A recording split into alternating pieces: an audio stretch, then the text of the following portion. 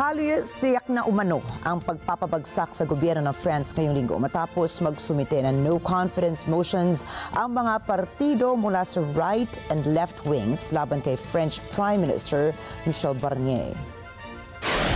Ayon kay Finance Minister Antoine Armand, nasa kritikal na kalagayan ang bansa dahil sa kawalan ng kasiguraduhan sa budget at sa kinabukasan ng pamahalaan.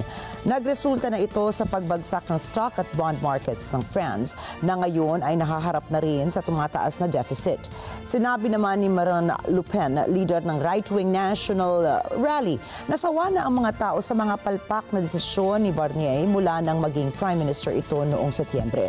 Samantala, ang France Unbowed, isang left-wing party, ay nagdeklara rin ng intensyon itong isensure ang gobyerno dahil sa kawalang kakayahan ng administrasyon ni Barnier at ng pamumuno ni French President Emmanuel Macron.